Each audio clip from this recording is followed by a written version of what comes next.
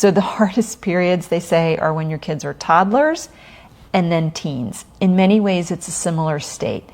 I mean, they're different, but developmentally they're different, but they have parallels in that in the toddler years, a kid is starting to express their desire for autonomy. Let me do it. Let me do it. Well, guess what? It's the same thing in the teen years. Let me do it. Let me do it. They're really coming into their autonomy, their independence, their sovereignty. They know a lot, but they're still young, in their teen years. So you get a lot of pushback as parents. It's from them. It's very challenging to navigate those teen years. And so I know I needed to learn this, and then I saw it with this couple with their son. Their son was older than a toddler, but there's a tool. It's actually taught by Dan Siegel. He's a psychiatrist down in LA, and it's called Brain in the Palm of the Hand. It's a simple little process, but it explains a lot to us. So if you think of your hand as a brain, this is like the brain stem.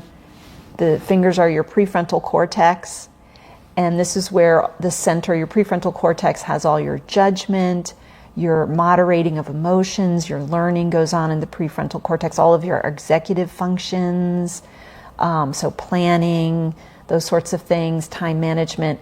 And then underneath is the more primitive part of the brain, which is the amygdala and the hippocampus, and those are the emotional centers, the more primitive emotional centers that protect us in times of danger. So this is also the center of fright, flight, flee, or faint, I think is what they call it. So this is where we react. These are our emotional reactions. The prefrontal cortex is what helps moderate that. So in positive discipline, we talk about when your buttons get pushed as a parent, and we often will flip our lid, right? We're angry. Everything's gotten triggered in us, our neurochemicals are, putting out stuff that's making us angry, and we are no longer accessing the prefrontal cortex, which helps us to moderate emotion. So when your lid is flipped, this is not the time to try to instruct your child in something. It is not the time to try to negotiate with your child. It is not the time to try to set a limit with your child. Take a break. And that's the lesson. It's like when lids are flipped, this is not the time to be engaging. So you can do that when things are calmer, but that's a really important lesson. And parents don't always recognize when our lids are flipped. We're not even aware. So just becoming conscious of like, oh, whoa, I just flipped my lid. So then find a way to re-regulate. So much in life is about re-regulating our emotions, coming back to a place of centeredness. And the other thing is that we're also actually modeling this for our kids. So when we're grounded and centered, so there's new research on what's called co-regulation. So in interpersonal relationships, we are co-regulating our emotional kind of feeling inside, our centeredness. We co-regulate with the people around us. If you're calm and centered, you're modeling that for your kid, but you're also actually co-regulating so that they're experiencing greater calm. When your lid is flipped, you're modeling that for your kid, and the chances are you're going to be co-regulating that with your kid. So high conflict households, this is where people's lids are flipped. Learning how to get grounded and centered, not engaging when your lid is flipped, taking a break. They call it self-soothing, so learning how to self-soothe, getting back to center. Then you can go back and you can readdress that, you can address that issue, whatever it was. And this works with spouses also. Not a good idea to engage when both your lids are flipped. I mean, sometimes people need to do that just to kind of vent and release some energy. And sometimes that's effective. I mean, I know like my husband and I, sometimes I think, we're better now, but in the past there were just times where it's like, we were just venting. We just needed to release some energy, but we're better now. We're way better now because we've learned these skills. So co-regulation, flipping your lid, getting calmer, learning how to do that stuff is so important as a parent and in relationship. And one other thought about that, when we talk about trauma-informed parenting, people who've had a lot of trauma in their childhoods, or the ACEs, the adverse childhood experiences, their more primitive centers of the brain, the amygdala, all of that, have been on heightened alert. There might be a vigilance there, or a hairpin kind of reactivity to things, right? Their buttons might get punched more easily, or they might just have a vigilance with them all the time because they had to. It was protective for them. So they're more sort of, amped up, just normally in terms of their kind of their own regulation, emotional regulation. That impacts, how the person who has that past trauma is impacting with other people around them. It impacts how they're relating to other people around them.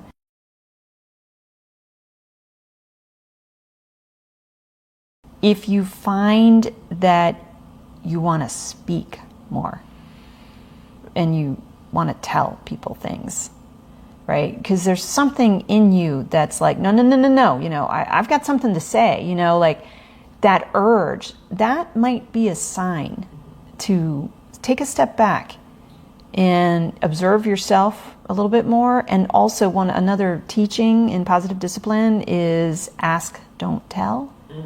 So, I was in a bad habit of telling my teenagers what to do, and that did not work. So I had to learn the skill of asking. And when you start asking, it's fascinating what happens.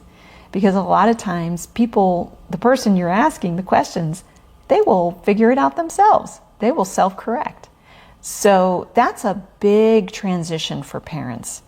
Asking, not telling. We're doing so much telling. So I think sometimes that sensation of kind of wanting to interject or speak up or, say something, you can feel that in your body. You can notice it in your behavior. For people that are coming from more traumatic backgrounds, you might feel a sense of bereftness, a sense even of emptiness, or really shut down inside. So I think some people, it just depends kind of what happened to you, your experiences growing up and what you've learned, what was modeled for you, how you were co-regulating with the people around you. There can be, for some people, a sense of like a cliff, that it's just feels awful. So alone, so alienated and just alone in this work, in these struggles. And an important teaching that is not a teaching of positive discipline, but it's a couple teaching. So it's not a parenting teaching, but it's more for couple support. It's from John and Julie Gottman. They're both psychologists. John Gottman, he's been a marriage researcher for, I think, about 40 years. He's at University of Washington, I believe it is. And it's a concept called turn towards. And it's referring to the fact that partners can, be together. They could spend a whole weekend together and not have a moment of intimacy. So you're in the same house. One of you is watching TV. The other might be, be on the computer. Somebody may watch a show late at night. Somebody else may take a bath. And you can go through this whole weekend and never really touch down with each other.